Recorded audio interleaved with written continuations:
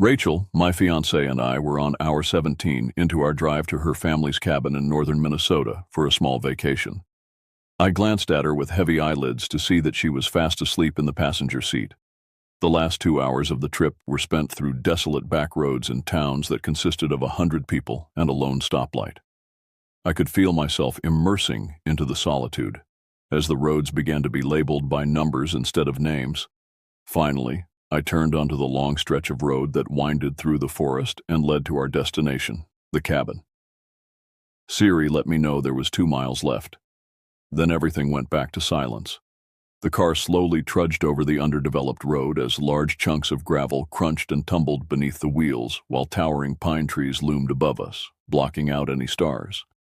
We arrived and I was so exhausted that I considered just sleeping right there in the driveway. I'd never been to this cabin before, but upon first glance it was quite cozy. It's not one of those decked-out cabins that ridged people by, but it had 3 bedrooms and set just offshore to a small 100-acre lake. We quickly unloaded everything and collapsed onto a bed that smelled older than time. Though we were completely beat, we were excited to spend some time away from it all. The sun lit up our room early the next morning, and I was filled with a huge sense of relief when, out of routine, I checked my phone to see that there was no service. Nobody could bother us even if they tried. Rachel offered to drive to the nearest town to get some groceries so I could settle in and check out the cabin myself. I rifled through hundreds of dusty books that sat on the shelves in the living room.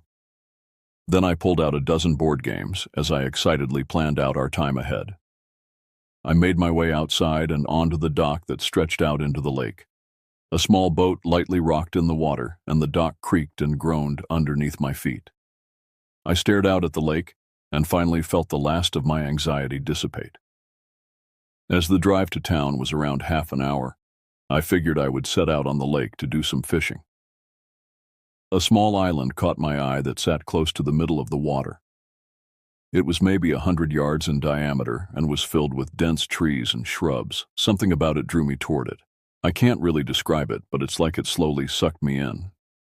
The island had an almost eerie glow about it, like it wasn't really in the same world as ours. I anchored maybe 50 feet from the shore and started casting. It wasn't 30 seconds after that, I felt something hit my boat.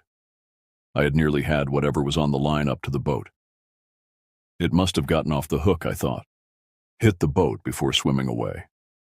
When I reached down to reapply the bait, I saw a fish dangling off the end of the line still. An uneasy feeling washed over me when I saw that it was completely mangled. It was nearly ripped in half with tears all along what was left of its body. My first thought was that a bigger fish must have jumped on it, but I didn't feel any sort of struggle that would indicate such. Maybe an otter, I thought. But again, I didn't feel a struggle when I reeled it in. I tried to ignore this and moved on to the opposite side of the island, resuming my fishing. But again, the next thing I hooked suddenly stopped fighting. I pulled up another shredded fish carcass. This happened a few more times as I was just curious at this point as to what was happening. I looked toward the island and felt such dread, like the island itself had eyes and was staring me down. I slowly rowed myself away to another spot closer to the cabin and started to catch some actually intact fish, all the while taking brief glances at that island. After hauling in decent-sized bass, I heard Rachel pull into the driveway. So I decided to make my way back and try to forget about this experience. Over dinner, I casually brought up the island to Rachel. So I saw there was this island in the middle of the lake. "Have you ever been to it?" I asked. "Oh, that? Nah, my dad always just told us to not go over there. He said the land is still owned by the family of some woman who used to live there," she responded. "Wait, someone used to live there?" "How?" I asked. "Yeah. He said that there was a woman who had a house there. She owned some knick-knack shop in town until around 50 years ago when she died. She'd have to row to the dock every morning just to get to her car," she explained. "Must have been a pain in the butt to get groceries there," I said with a laugh. "Yeah, my dad said she was super creepy, and they would sometimes catch her staring at them from the shore while they fished," she elaborated. "Well, that's just weird," I said, kind of laughing it off. "Yeah, but I'm pretty sure none of it was real. I think he just told us those things to keep us from going to the lake and messing around," she said with the laugh of her own. The rest of the day was spent playing various board games, reading, and just lounging around the cabin. However, each time I passed the living room window, I felt that distinct feeling of being watched. Each time I would glance out to see that island looming in the distance, curiosity was starting to nag at me, especially now that I was told that there was a house sitting by itself, probably untouched there for decades. A few days passed by, and we spent our time doing more of the same. While relaxing like this was exactly what I needed. I couldn't get my mind off of that island. I had barely done any fishing since I did my first trip on the lake, as I always felt like something just didn't want me there. I couldn't take it anymore. I decided that once Rachel fell asleep, I was going to row out there to check it myself. It probably was just some urban legend her dad had concocted to scare the kids. But part of me wanted to know if it was real. Wanted it to be real.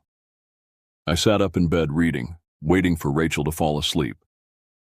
She fell asleep faster than anybody I'd ever met and could sleep through a hurricane. So I knew I wouldn't have to wait too long. She really wasn't a fan of anything creepy, and going to an abandoned house in the middle of the night was not something she'd be interested in. But I did feel kind of bad doing this without telling her. Then again, I knew she would just protest if she knew. I grabbed my heavy-duty flashlight, a hunting knife just in case, and my phone to record anything noteworthy. Rachel was asleep within minutes of laying her head down, and after waiting maybe 20 just to be safe, I turned out the lights and quietly made my way out of the cabin. It was dead quiet outside as I made my way down to the dock. No frogs, no crickets, nothing making a sound that night. I pushed off the dock and rowed my way toward the island. Each dip of the oars into the water seemed so loud in the complete silence of the night. I was so anxious to see if Rachel's dad's stories were true or just legend. Either way, there was something off about this island, and I desperately wanted to see it for myself. I pulled up to it and circled around for a minute. The moon was bright enough for me to see the shoreline as I scanned for any spots that were clear enough for me to set anchor. Finally, I spotted a stump jutting out from the land that was partially submerged. The boat drifted towards it as I grabbed a hold and hoisted myself onto the land. I tied the rope to the stump, and after making sure it was secure, I clumsily stepped through the thick brush until I made my way onto what appeared to be someone's yard. I switched on my flashlight to see a disheveled home sitting in the very middle of the island. It stood 2 stories with rotting walls and a caved-in roof. No way, I thought to myself, there really is a house here. All of the windows were broken, and the entirety of the house was suffocated by an overgrowth of ancient vines. The trees were so dense around it that it blacked out the sky above as this house stood forgotten by time. I remembered to pull out my phone right then to capture anything I might find. I swept the beam of light over the house after I hit record, then I made my way over. My feet crunched on fallen, dead branches and leaves. That sense of dread returned to me with a vengeance. I'd come this far, and I was not going to turn back now. I shined the light on the front door that sat ajar. I shone the light through the openings where the windows used to be.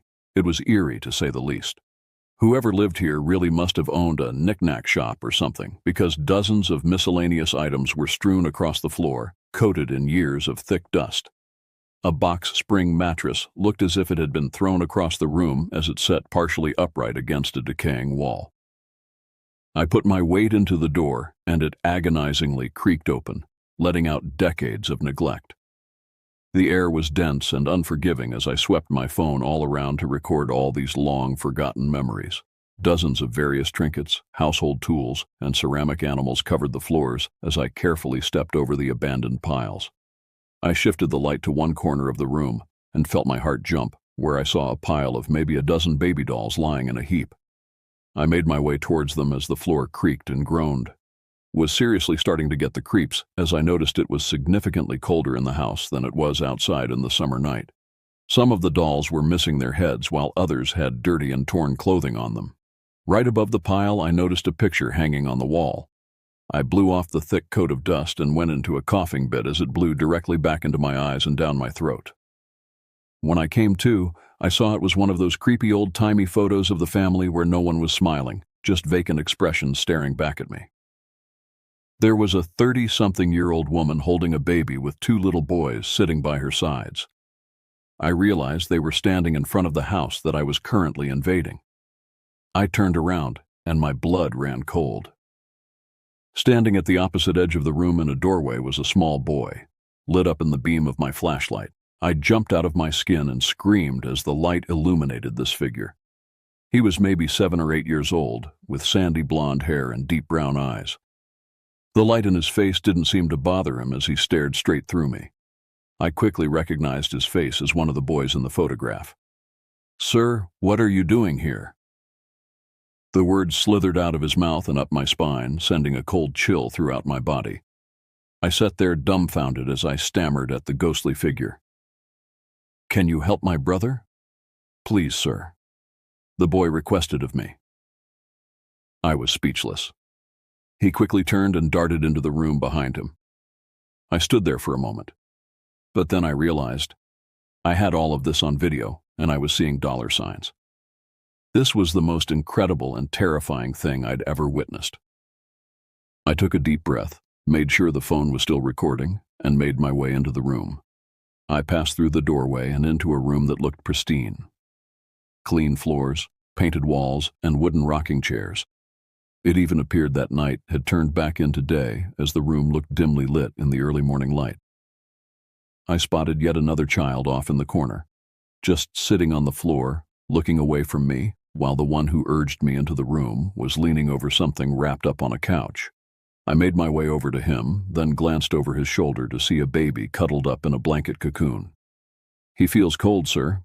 He hasn't made a sound in a long time, and we don't know what's wrong," the little boy said to me with sadness in his voice. The other child began rocking nervously, hands clenched around his legs as he formed into a little ball. "Can you help us, sir?" the boy pleaded. The rocking child began to whimper and mumble under his breath. "I'm sorry. I don't know what I can do to help." I spoke to him. "Is your mother around? She can help you." It was at that moment that I heard a sound coming up from a staircase that I hadn't seen before. It started out very faint, but as the sound gradually grew, I could make out the heartbreaking sound of a woman crying. It persisted until it was a full-fledged wail that was ringing throughout the house. The boy rocking in the other corner quickly rose and sprinted out of the room. "You should leave, mister. She doesn't like visitors." At that moment, it was like something flipped a switch, and the once immaculate room was now dark and cluttered with disgusting furniture that was torn and rotting. The wailing from upstairs hadn't ceased, and I heard loud, vicious stomping on the floor right above me, rapidly, making its way to the staircase and starting the descent to the room I was in. I felt frozen in place. I shined the light down onto the couch to see a dirty, dust-caked doll lying there in a blanket. I looked back up at what sounded like a raging bull hit the bottom of the stairs, then just stopped. So did the crying. I fell back and waited for what felt like hours for something to show itself. I tried to crawl backwards as my legs seemed to stop working. After what felt like an eternity, it started its way towards me and my heart sank. Thud, thud, thud. Each pause between the steps was more suspenseful than the last.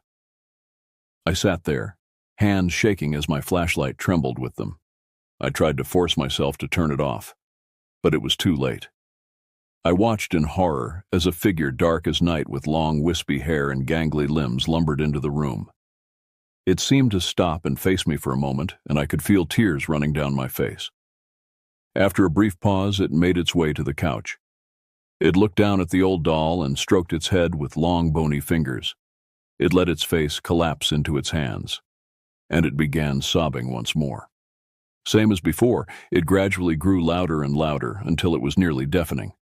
It picked up the doll and held it tight to its chest before letting out an ear-piercing scream of pure despair.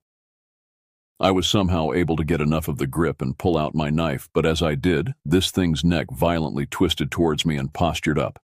It towered high above me as its head nearly grazed the ceiling. At last, my legs found the strength I needed, and adrenaline kicked in. I stopped the video and pocketed my phone before making a mad dash for the door. I heard rapid, heavy stomps close the distance instantly, and I felt a tremendous force knock me through the doorway that I'd been running through. I frantically looked up as my flashlight had fallen from my hands, but I could still make out the figure hurling itself through the beam of light, which was coming from the flashlight wherever it had landed. A symphony of screaming and crying was coming from this thing. It stood over me as it pinned me to the ground with immense strength. I managed to shake my arm free. I then attempted to slash at its base with the knife, but it grabbed my wrist with such force that I felt it was going to snap my arm. It clenched its cold hands around mine and slowly guided the knife down towards my stomach. I tried punching it with my now free hand as it slowly lifted my shirt and began running the blade down my abdomen. I screamed out in pain as it pierced my skin. I felt warm blood slide down my sides. My free hand frantically grasped for anything to use to defend myself with when I felt it go over a large piece of broken glass without hesitating. I grabbed it and stuck the thing in its eye. It let out a horrible cry and fell off me as I managed to sprint out of the house and into the boat. I could hear it crying that same mournful wail as I pushed the boat off and made it back to the cabin. I pulled in and tied the boat down before sprinting up to the house. But when I opened the door, I heard a horrible sound. The same crying was coming from somewhere inside my cabin. It sounded muffled at first, but grew in volume as I approached our bedroom. I made my way to the door, and as I opened it, the crying stopped. All I saw was Rachel slumbering peacefully the way I'd left her. I checked the closets, checked them to the bed, checked every room in the house, but could find no sign of anything out of the ordinary. I dove under the covers and curled up tightly next to Rachel, my body trembling in terror. I decided right there we were leaving the following day. I couldn't be here anymore. I don't know if it was exhaustion or the result of high adrenaline wearing off, but I somehow found sleep after cowering under the covers for a while. I had a dream, though. It was me walking to the shore of the island. I could see our cabin in the distance, a small candle in the living room providing it enough light to be seen. However, I had no control over my movements. Whatever I was actually seeing through looked down at the water, dove in, and began swimming furiously toward the cabin. All the way I screamed for it to stop, but it only gained speed. It climbed onto the dock and sprinted at an unnatural speed, the earth seeming to shake underneath its feet. It opened the door of the cabin, slowing its pace, carefully making its way through the living room, then down the hall. It stopped and looked right at the bedroom door. It creaked open the door and walked inside. There I was, sleeping like a baby. I watched its disgusting, monstrous fingers slowly reach down towards me before violently grabbing me by the throat. I jolted awake and immediately shook Rachel up. "We have to go now." "What?" she replied in a groggy tone. "Just start packing. We're leaving right now." I rushed her into the car and hastily threw everything I could find before speeding down the unpaved road and away from the place. Rachel groggily asked me what was wrong, but I couldn't seem to answer. I felt as though I was in shock and I couldn't get any words to come out. It was then that I remembered. The video. I recorded it all. I pulled out my phone and handed it to Rachel. "Go through the videos. But watch the most recent one," I told her. "I don't understand what I'm looking at here," she said in an exhausted voice before handing me the phone after watching for a few minutes. "What?" "Please, babe, just watch it through," I pleaded with her. She mumbled something but was already asleep again. I didn't really care that she wouldn't see it now. I was just happy to be getting away from that place and back home. I stopped at a rest stop a few hours into the trip. The sun had just finished rising. After making a trip to the bathroom and grabbing a few sodas from a vending machine, I decided to take a look at the video myself. Either Rachel was just half asleep or the video didn't come out clear like I'd hoped. I pulled open the video and my heart sank. There was no house in front of me, just dense brush and a huge pile of bricks and wood. The remains of I scrolled through 2 hours of footage of me just standing there, staring straight ahead at nothing. I couldn't believe what I was seeing. I scrolled through the video and it was over 3 hours straight of me just standing there. I went to the end of the video before some movement finally caught my eye, because the end of the video consisted of me slowly pulling up my shirt, dragging a knife across my stomach and grunting in pain. Before I dropped the knife and sprinted back to the boat in a panic, making my way back to the cabin. For several hours of the drive, I just sat in silence, unable to comprehend what all had happened. Even when Rachel took over driving, I would not let myself fall asleep in fear of having another nightmare. I didn't want to tell her, and I hoped that she was too tired to even remember me showing it to her. After the long 17-hour drive was finally over, we started to unload our stuff from the car. Rachel was gathering up all of her things, while I started to haul in the larger pieces of luggage into the home. I walked into the house and set down all the luggage I was carrying. I felt a sense of unease take over. The air was thick and heavy and the house was freezing cold. I reached for our doorknob to the bedroom and felt my heart sink. Just beyond the door, I could hear the faint sound of a woman sobbing.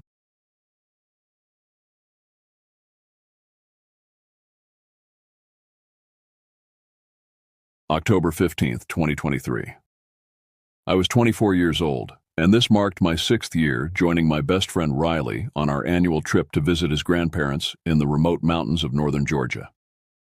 The small town of Cedar Falls wasn't much more than a collection of weathered buildings scattered along winding mountain roads, but it held a special place in both our hearts. Riley's grandfather, whom we called Pops, was a 73-year-old retired park ranger who had spent his entire life in these mountains. His stories of the wilderness, the changing seasons, and the wildlife that called these peaks home had shaped both Riley and me into the outdoor enthusiasts we'd become. The cabin sat on 12 acres of heavily forested land, surrounded by towering pines and ancient oaks that seemed to whisper secrets when the wind picked up. Every October, we'd make the 4-hour drive from Atlanta, leaving behind the chaos of city life for something more primitive, more real. This year felt different somehow, though I couldn't quite put my finger on why. Maybe it was the unseasonably warm weather, or perhaps the way the shadows seemed to stretch longer between the trees, but there was an undercurrent of unease that hadn't been there in previous years. Pops had aged noticeably since our last visit. His hands, once steady enough to thread a fishing line in complete darkness, now trembled slightly as he poured his morning coffee, but his eyes remained sharp, constantly scanning the tree line with the practiced awareness of someone who'd spent decades watching for danger in the wilderness.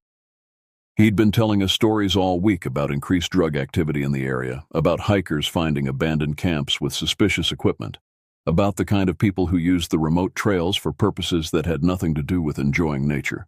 "You boys need to be extra careful out there," he'd warned us repeatedly. "These mountains aren't as safe as they used to be. People are using the deeper trails for things that would make your skin crawl." I've reported 3 separate incidents to the sheriff's department this year alone. Camps with enough chemical residue to suggest serious manufacturing operations, and the kind of people who don't take kindly to unexpected visitors. Riley and I had laughed off his concerns initially, attributing them to the paranoia that sometimes comes with age and isolation. We were young, fit, and familiar with these mountains. What could possibly go wrong during a simple night hike? But as the week progressed, I found myself paying closer attention to Pop's warnings, noticing the way he checked and rechecked the locks on the cabin doors, the way he kept his old hunting rifle closer than usual, and the way he seemed to listen for sounds that weren't quite right. The decision to go on a night hike had been mine. I'd been feeling restless, cooped up in the cabin for days of unseasonably warm weather that made daytime hiking uncomfortable. The October nights had been perfect, cool enough to be comfortable, clear enough to see the stars, and quiet enough to hear the mountains breathe. Riley had been enthusiastic about the idea, and even Pops had agreed to join us, though he'd insisted on bringing equipment that seemed excessive for a simple walk in the woods. "Night hiking is different," he'd explained as he packed his old military-grade night vision binoculars. "Your senses get heightened, but your visibility gets compromised. You need to be prepared for anything." He'd also insisted we carry extra flashlights, a first aid kit, and his emergency whistle, the kind that could be heard for miles in the mountain stillness. As we prepared for our hike that evening, I couldn't shake the feeling that we were being watched.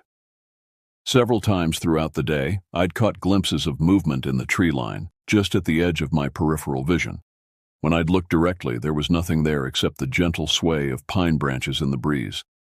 But the feeling persisted, a crawling sensation between my shoulder blades that made me constantly want to look over my shoulder. The sun had set completely by the time we loaded into Pop's old Ford pickup truck, its headlights cutting through the growing darkness as we made our way down the mountain road toward our chosen trail. The radio crackled with static-filled country music that seemed to fade in and out as we wound through the valleys. I sat in the passenger seat watching the darkness press in around us, while Riley occupied the space behind me, his excitement infectious despite my growing unease.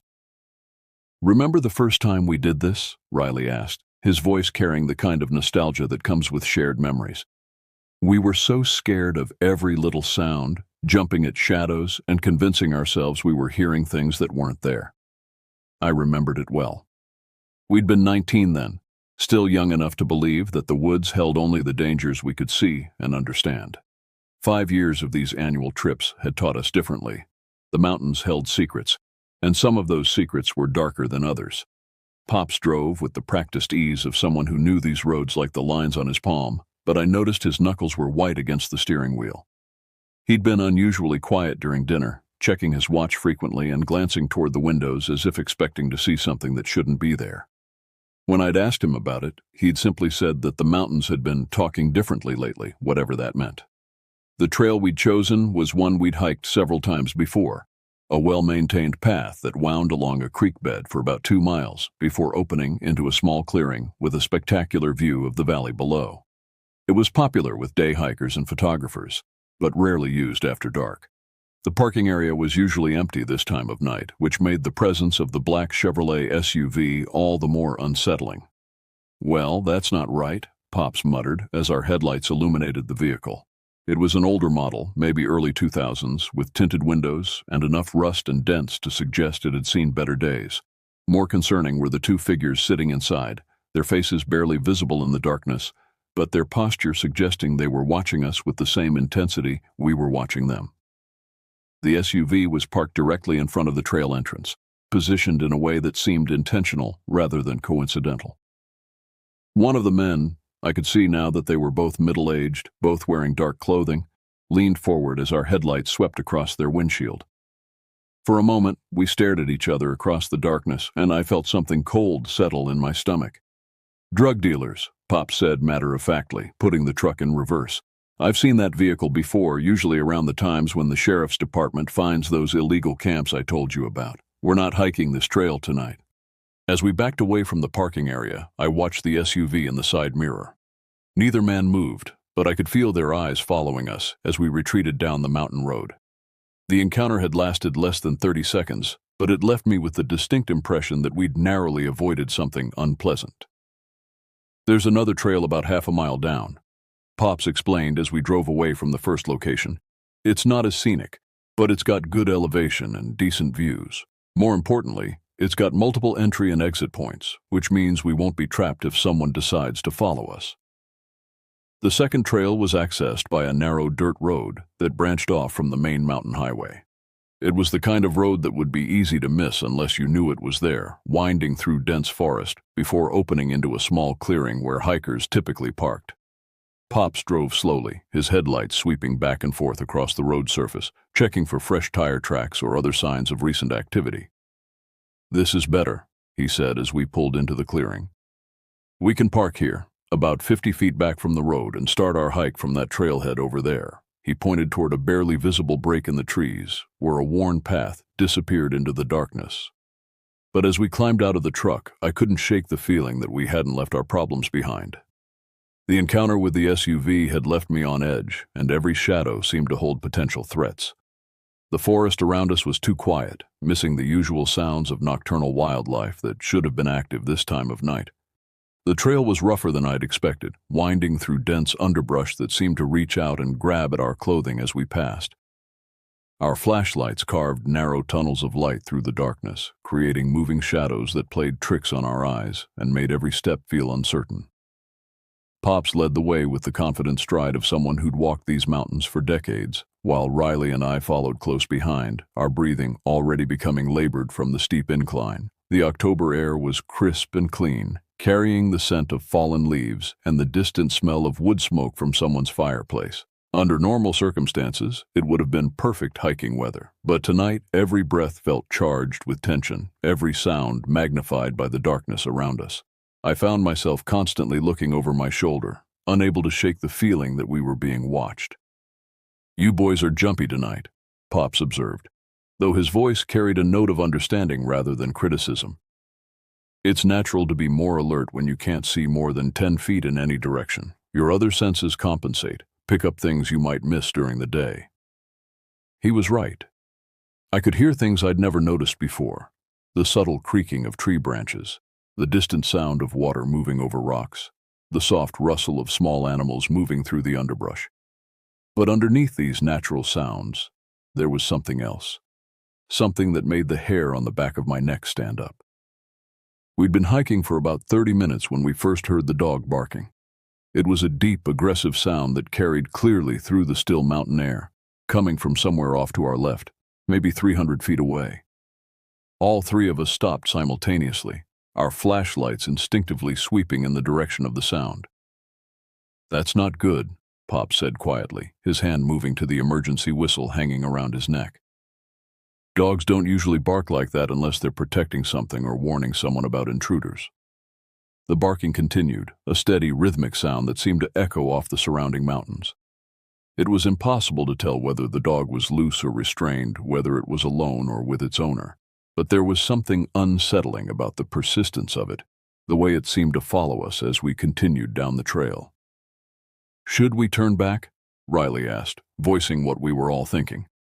His usual enthusiasm had been replaced by a wariness that matched my own growing unease. "Let's give it a few more minutes," Pops decided. "If it doesn't stop or if it gets closer, we'll head back to the truck. But right now, it sounds like it's staying in one place, which suggests it's probably tied up." We continued hiking, but the barking had changed the entire dynamic of our trip. What had started as a peaceful evening walk had become something more tense, more uncertain. I found myself listening for other sounds, human voices, the sound of approaching footsteps, anything that might suggest we weren't alone in these mountains. The trail curved sharply to the right, following the contour of the hillside, and for a moment the barking faded to a distant echo. I allowed myself to relax slightly, thinking perhaps we'd put enough distance between ourselves and whatever was causing the disturbance, but then the sound returned, louder than before, and definitely closer. "That dog is moving," Pop said, stopping abruptly, "and it's coming this way." We stood in silence, listening to the approaching barks. They were getting closer, definitely getting closer, and now I could hear other sounds mixed in. The crash of something large moving through the underbrush, the snap of breaking branches, and underneath it all, what sounded like human voices. "We're leaving," Pops announced, his voice carrying a finality that brooked no argument. "Right now." We turned around and began retracing our steps, moving faster than we'd moved on the way up. The barking followed us, sometimes closer, sometimes farther away, but always present. It was like being hunted, tracked by something we couldn't see but could definitely hear. As we hurried back down the trail, I couldn't help but think about Pops's warnings about drug activity in the area. Were we stumbling into something we weren't supposed to see? Had our innocent night hike brought us into contact with people who had reasons to avoid being discovered? The answers to those questions would come soon enough, but not in the way any of us expected. The return journey to the truck felt endless. Every step seemed to take us farther from safety rather than closer to it, and the barking continued to follow us, sometimes echoing from one direction, sometimes from another, as if we were being surrounded. My heart hammered against my ribs as we picked our way down the rocky trail, our flashlights creating wild patterns of light and shadow that made it impossible to judge distances or identify potential threats. Pops had taken the lead, his 73-year-old body moving with surprising agility over the rough terrain. Years of hiking these mountains had left him with an instinctive understanding of how to navigate in the dark, where to place his feet to avoid loose rocks, which branches to duck under, and how to read the subtle changes in the trail surface that indicated obstacles ahead. "Almost there," he called back to us, his voice barely carrying over the sound of our labored breathing. "Another few hundred yards and we'll be back at the truck." But as we rounded the final curve in the trail, the beam of my flashlight caught something that made my blood freeze in my veins. There, parked directly behind Pops's truck, was a vehicle with its headlights on and its engine running. Even from a distance of nearly 1,000 feet, I could tell it was the same black SUV we'd encountered at the first trail. "Stop," Pops hissed, grabbing both Riley and me by the arm. "Get down and turn off your flashlights." We crouched behind a large boulder beside the trail, plunging ourselves into complete darkness. The sudden transition from light to dark left me temporarily blind, but my other senses immediately sharpened. I could hear the distant rumble of the SUV's engine, the continued barking of the dog somewhere in the forest behind us, and the rapid, shallow breathing of my companions. "How did they know we were here?" Riley whispered, his voice barely audible. "They followed us," Pops replied grimly. "Or they had someone watching the road, waiting to see where we went after we left the first trail. Either way, we're in trouble." The implications of our situation began to sink in. We were trapped on a remote mountain trail, surrounded by people who clearly didn't want us there, with no way to reach our vehicle and no cell phone coverage to call for help. The darkness that had seemed like a minor inconvenience now felt like a prison, hiding dangers we couldn't see or prepare for. "What do we do?" I asked, surprised by how calm my voice sounded despite the terror coursing through my system. "We wait," Pop said. "And we watch. Maybe they'll get bored and leave." But even as he spoke, I could tell he didn't believe it. There was something deliberate about the way they'd positioned themselves, something that suggested they were prepared to wait us out. They knew we had to come back eventually, and they were patient enough to wait for us to make the first move. Through the darkness, I could make out the faint glow of the SUV's headlights illuminating the area around our truck. The vehicle was positioned at an angle that would allow its occupants to see anyone approaching from the trail, but also provided them with a quick escape route if necessary. It was the kind of tactical positioning that suggested these weren't amateurs. Minutes passed with agonizing slowness. The barking behind us had stopped, but somehow that felt more ominous than when it had been constant. Had they called off their dog? Were they moving into position around us? Every shadow seemed to hide a potential threat. Every sound carried the possibility of discovery. Then, to my absolute horror, the SUV began to move. Instead of backing up and leaving as we'd hoped, it drove around our truck and started heading directly toward us down the trail. The headlights swept back and forth across the narrow dirt road, searching for signs of our presence. "Move!" Pops commanded, his voice urgent but still controlled. "Up the hill behind that fallen log." We scrambled up the steep slope to our right, our hands and feet finding purchase on roots and rocks as we climbed. The log Pops had spotted was massive, probably an old oak that had fallen during a storm, and it provided perfect concealment from anyone on the trail below. We threw ourselves behind it just as the SUV's headlights swept across our former position. From our hiding spot, we had a clear view of the trail below. The SUV moved slowly, its windows down, and I could see the silhouettes of at least 2 people inside. They were scanning the forest methodically, their heads turning back and forth as they searched for any sign of movement. The SUV crept down the trail with predatory patience, its headlights sweeping from side to side like the eyes of some massive nocturnal predator. From our position behind the fallen log, we could see everything: the deliberate way they were searching, the way they paused at every potential hiding spot, the way they seemed to be communicating with each other through gestures and whispered words that didn't carry up to our position. My body was pressed against the rough bark of the log, every muscle tense with the effort of remaining perfectly still. A single cough, a shifted position, even the wrong kind of breathing could give us away. The October air, which had felt comfortable during our hike, now seemed to bite at my exposed skin as adrenaline made me hyper-aware of every sensation. Pops lay between Riley and me, his military training evident in the way he'd positioned himself to watch the threat below while keeping us protected. His weathered hands gripped the night vision binoculars, though he didn't dare raise them to his eyes while the SUV's headlights might catch the reflection of the lenses. Instead, he watched with the naked eye, his decades of experience in these mountains giving him an advantage over the hunters below. "They're looking for tracks," he whispered, his voice so quiet I had to strain to hear it. "See how they're stopping at every muddy spot? They're trying to figure out how far up the trail we went." The SUV paused about 50 feet below our position, and I could hear the engine idle drop as they shifted into park. Car doors opened with the distinctive creak of old hinges, and I watched in growing terror as 2 figures emerged from the vehicle. They were both wearing dark clothing and baseball caps, their faces hidden in shadow, but their movements spoke of people who were comfortable operating in the darkness. One of them carried a powerful flashlight, the kind used by law enforcement or military personnel, while the other held what looked like a radio or cell phone. They began walking slowly along the trail, their lights sweeping back and forth across the ground, clearly following some kind of trail sign that we'd inadvertently left behind. "Tracks," Pops mouthed silently, pointing toward the muddy section of trail where we'd walked earlier. Even from our elevated position, I could see the clear impressions our boots had left in the soft earth. The two men followed our tracks with the methodical precision of experienced trackers. They moved slowly, carefully, stopping frequently to examine the ground or confer with each other in voices too low for us to hear. But their body language was clear. They were getting closer to finding us. As they approached the spot where we'd left the trail to climb up the hillside, I felt my heart rate spike to levels that made my vision blur around the edges. The muddy area where we'd scrambled up the slope would show clear signs of disturbance, and from there it would be a simple matter to follow our path to the fallen log. When they find our tracks going up the hill, Pops whispered, his voice barely audible, "We move, quietly but quickly. There's another trail about 100 yards that way." He pointed deeper into the forest, away from our current position.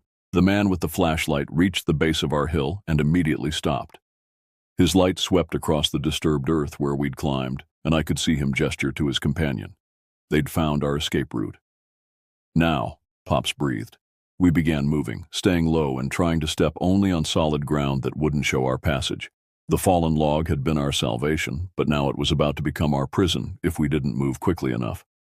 Behind us, I could hear the two men beginning their own climb up the hillside, their progress marked by the snap of breaking branches and the soft thud of boots on earth. The forest around us was a maze of trees, rocks, and underbrush that seemed designed to trip us up and slow our progress. Without flashlights, we were moving almost entirely by feel, our hands extended in front of us to avoid walking into trees, our feet testing each step before committing our full weight. But our pursuers had no such limitations. Their flashlights cut through the darkness like swords, and I could see the beams getting closer to our position.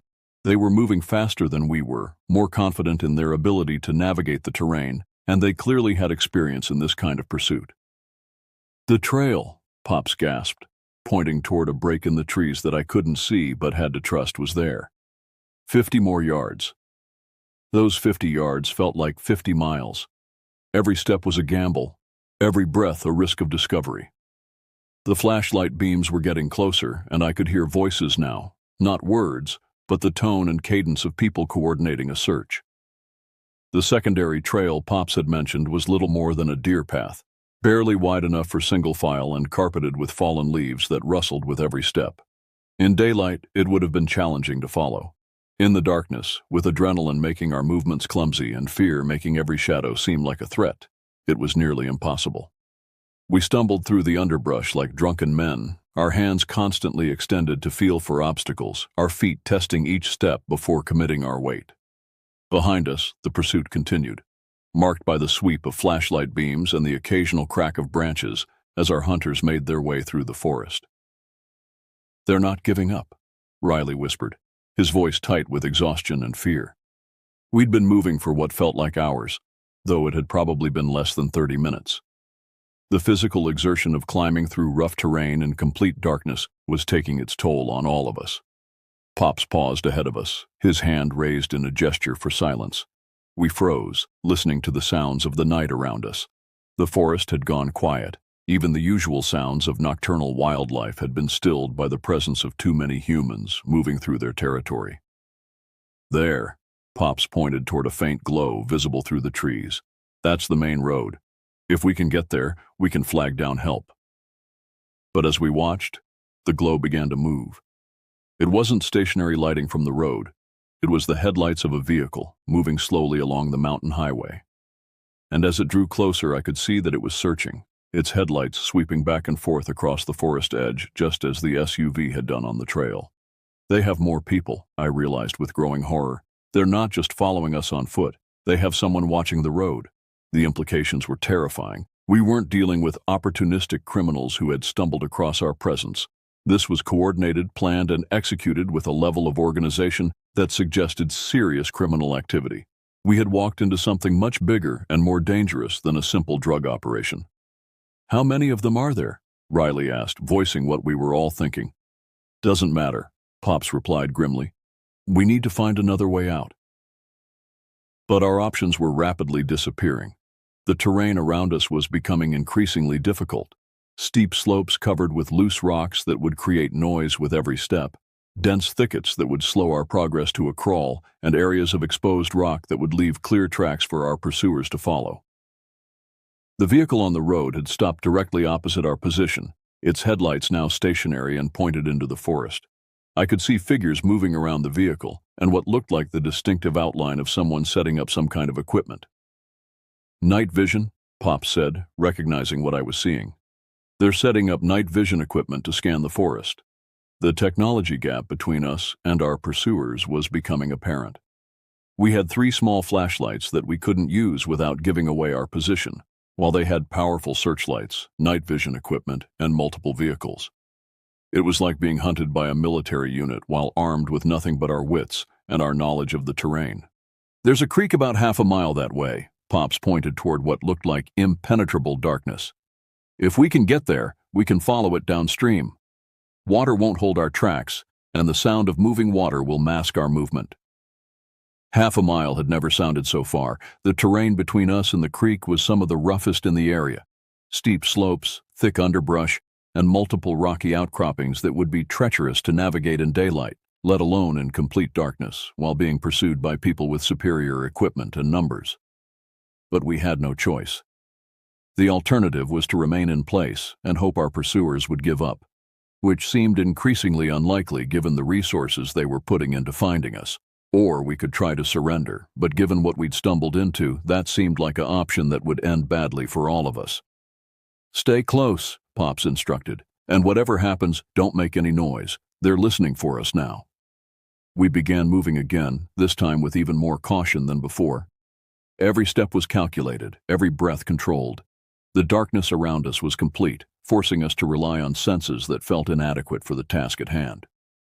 Behind us, the search continued. I could hear voices calling to each other, the sound of vehicles moving along the road, and the occasional crack of someone moving through the underbrush. They were methodical, professional, and persistent, and they were getting closer. The sound of running water reached us before we could see the creek, a gentle babbling that seemed impossibly loud in the tense silence of our flight. After what felt like hours of stumbling through the darkness, the promise of the creek represented both hope and terror. Hope, because it offered a way to move without leaving tracks. Terror, because reaching it meant crossing exposed ground, where we would be vulnerable to the night vision equipment our pursuers were using. The creek was smaller than I'd expected, perhaps 3 feet wide and maybe a foot deep, running over smooth stones that had been polished by decades of mountain runoff. Under different circumstances, it would have been a peaceful spot, the kind of place where you might stop during a day hike to rest and enjoy the sounds of nature. Tonight, it represented our only chance of escape.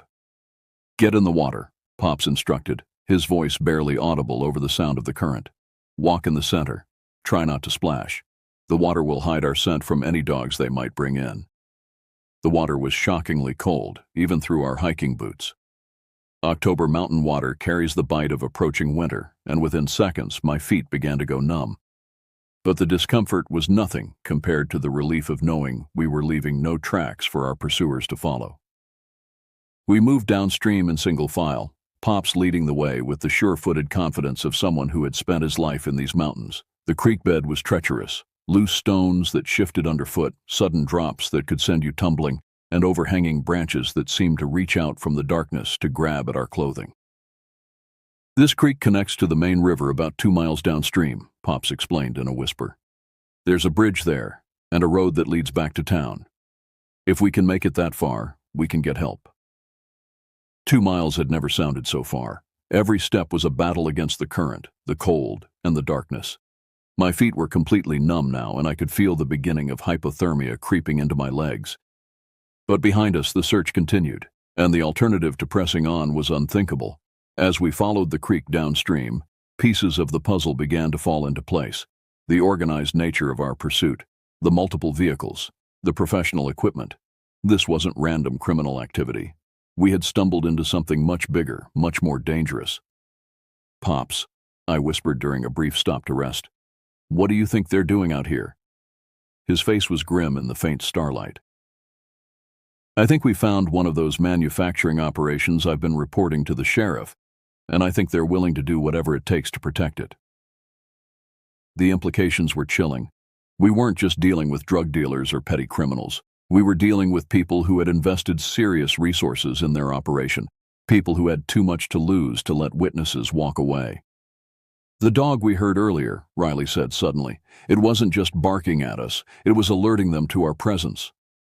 That made sense. The persistent barking, the way it had seemed to follow us, the way it had stopped just before the SUV appeared, it had all been coordinated. We had walked into a trap that had been set long before we'd even decided to go hiking. They've been watching the trails, Pops realized, probably for weeks or months. Anyone who gets too close to their operation becomes a target. The creek curved sharply to the left, following the natural contours of the mountain. As we rounded the bend, I could see lights in the distance, not the searching beams of our pursuers, but the steady glow of civilization, street lights, house lights, the blessed promise of safety and help. The bridge, Pops pointed toward a structure barely visible in the darkness. We're almost there. But as we approached the bridge, I could see that our ordeal wasn't over. Parked at the near end of the bridge was another vehicle. This one with its headlights off but its engine running. Someone was waiting for us. They anticipated this, Pops said grimly. They knew about the creek, knew where it led. They've been herding us toward this point. We were trapped again, caught between the pursuers behind us and the trap ahead. The creek that had seemed like our salvation now felt like a channel leading us directly into the hands of people who wished us harm. What do we do now? Riley asked, his voice carrying the exhaustion and fear we all felt. Pops was quiet for a long moment, weighing our options. Behind us, I could hear the sound of our pursuers getting closer, their search moving systematically down the mountainside toward the creek. Ahead of us, the bridge represented both escape and capture. We have one advantage, he said finally. They don't know exactly where we are. They're covering the most obvious exit point, but they can't watch everywhere. He pointed toward the far bank of the creek where the terrain looked even more challenging than what we'd already crossed. There's another trail over there, one that most people don't know about. It's steep and rough, but it leads to a different road, one they might not be watching. The decision to cross the creek and attempt the unknown trail felt like stepping off a cliff into an abyss. We were abandoning the familiar for the unknown, trading a difficult but manageable path for one that might prove impossible in our exhausted state. But as the lights of our pursuers grew closer and the trap at the bridge became more apparent, we had no choice but to take the gamble. The crossing was the most terrifying part of our entire ordeal. The creek was deeper here, reaching nearly to our knees, and the current was stronger as it approached the main river. Worse, we had to cross in the open, exposed to anyone watching from either direction. For 30 seconds, we would be completely vulnerable. One at a time, Pops instructed. I'll go first, then Riley, then you. If anyone gets spotted, the other two keep going no matter what. I watched Pops wade into the deeper water, his 73-year-old body moving with the careful precision of someone who knew that a single misstep could mean death. The current tugged at his legs, and I could see the effort it took for him to maintain his balance on the slippery stones of the creek bed. He made it across and immediately disappeared into the shadows of the far bank. Riley followed, younger and stronger, but less experienced in reading the treacherous footing. I held my breath as he navigated the deepest part of the crossing, where the water reached nearly to his waist. Then it was my turn.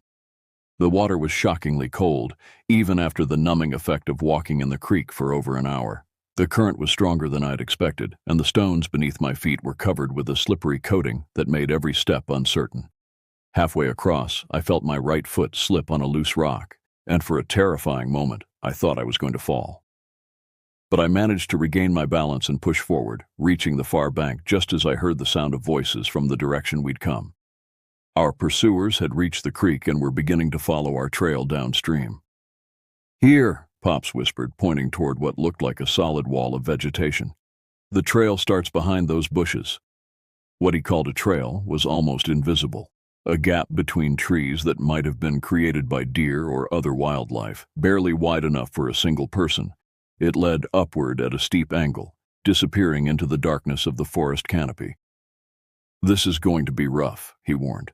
It's about a mile straight up, and then another mile along the ridge before it connects to the old logging road. But it's our only chance. We began climbing immediately, knowing that every second we delayed gave our pursuers more time to organize their search. The trail was everything Pops had warned, and worse, steep enough to require the use of hands as well as feet, rocky enough to be treacherous in the dark, and overgrown enough to tear at our clothing and scratch our exposed skin. Behind us, I could hear the sound of our pursuers discovering our crossing point. Voices called out coordinates, engines revved as vehicles moved to new positions, and the systematic search began again. But this time, we had a head start and the advantage of knowing where we were going. The climb was brutal. My legs, already exhausted from hours of hiking and wading through cold water, screamed in protest with every step. My lungs burned from the effort of breathing in the thin mountain air, and my hands were torn and bleeding from grabbing at rocks and tree roots for support. But fear is a powerful motivator, and the knowledge that capture might mean death kept us moving even when our bodies wanted to stop. We climbed in silence, saving our breath for the physical effort, communicating only through gestures and the occasional whispered warning about obstacles ahead. After what felt like an eternity, the trail began to level out. We had reached the ridge, and through the trees, I could see the lights of the valley spread out below us. Somewhere down there was civilization, safety, and help. But we still had to get there. "The logging road is just ahead," Pops gasped, his voice showing the strain of the climb.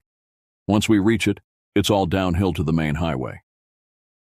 The logging road was a blessed relief, wide enough for vehicles, smooth enough for relatively easy walking, and familiar enough that we could move with more confidence. We began jogging despite our exhaustion, knowing that we were racing against time and the organizational abilities of our pursuers. As we rounded a curve in the road, I saw the most beautiful sight of my life, the headlights of a sheriff's department patrol car moving slowly up the road toward us. Pops pulled out his emergency whistle and began blowing it in the pattern that indicated distress, the sound echoing off the mountains around us. The patrol car stopped, and I could see the officer inside speaking rapidly into his radio. Within minutes, the quiet mountain road was filled with the lights and sounds of law enforcement vehicles, paramedics, and search and rescue teams. "We found something," one of the deputies reported after taking our statement. "A major methamphetamine manufacturing operation about 2 miles from where you started your hike. We've arrested 6 people so far, and we found enough equipment and chemicals to supply half the state." We had stumbled into something much bigger than a simple drug operation. We had discovered a criminal enterprise that had been operating in the mountains for months, using the remote trails to transport supplies and finished products while staying hidden from law enforcement. "You boys are lucky to be alive," the sheriff told us as paramedics checked us for injuries. "These people have been responsible for at least 3 disappearances in the area over the past year. People who got too close to their operation and were never seen again." As we sat in the back of the ambulance, warming ourselves with emergency blankets and hot coffee, I couldn't help but think about how close we'd come to becoming statistics ourselves. A few wrong decisions, a little less luck, a little less knowledge of the terrain, and we would have joined the ranks of people who had ventured into the mountains and never returned. The mountains of northern Georgia are beautiful, peaceful, and full of opportunities for outdoor recreation. But they also hold secrets, and some of those secrets are darker than others. Our annual hiking trip had taught us that the wilderness can be dangerous in ways that have nothing to do with wildlife or weather, and that sometimes the greatest threat in the mountains walks on 2 legs and carries a flashlight. We never did finish that night hike, but we lived to tell the story, and sometimes that's the best ending you can hope for.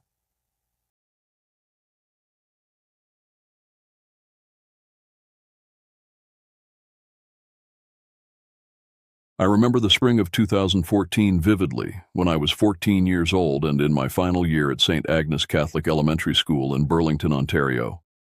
Our lakeside city, nestled comfortably between Hamilton and Toronto, had always felt safe and predictable.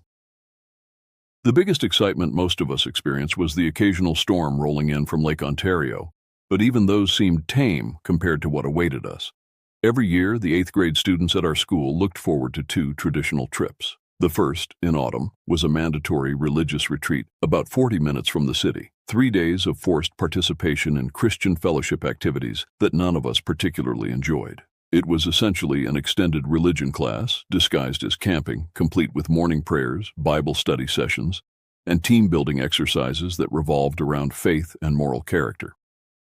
The second trip, however, was the one we all anticipated, a weekend in Ottawa during late spring. Previous classes had spent their time exploring Parliament Hill, visiting the Canadian Museum of History, and wandering through Byward Market. It was educational but fun, urban but manageable. We had spent months planning what we would do, which museums we would prioritize, what souvenirs we might buy. Then, in early March, our homeroom teacher, Mrs. Kowalski, made an announcement that changed everything. Due to budget constraints and scheduling conflicts with other schools, our Ottawa trip had been canceled. Instead, we would be taking a second camping trip, this one to Algonquin Provincial Park, approximately 4 hours north of Burlington. The collective groan that escaped from our classroom was audible down the hallway. Algonquin Park was wilderness, real wilderness, dense forests, isolated lakes, and minimal cell phone coverage. For a group of suburban kids who considered a power outage during a thunderstorm to be roughing it, this was devastating news. My stomach dropped particularly hard because my family had always been adamantly opposed to camping. My parents, both accountants who preferred their nature experiences to come with indoor plumbing and climate control, had successfully avoided any outdoor adventures throughout my childhood. The closest I had come to sleeping outdoors was the time our air conditioner broke during a July heat wave, and we had slept in the backyard for one night before my father caved and booked us into a hotel. Mrs. Kowalski tried to maintain enthusiasm as she described the camp facilities at Algonquin. There would be cabins, she assured us, not tents. There was a mess hall for meals, proper bathroom facilities, and organized activities led by experienced camp counselors.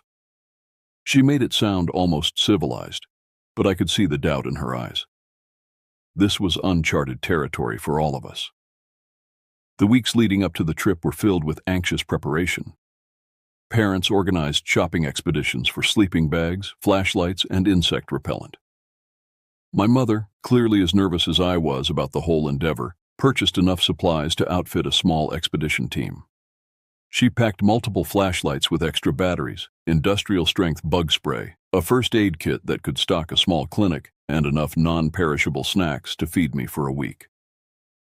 My father, attempting to be supportive, shared stories of his own childhood camping experiences in northern Ontario with his grandfather.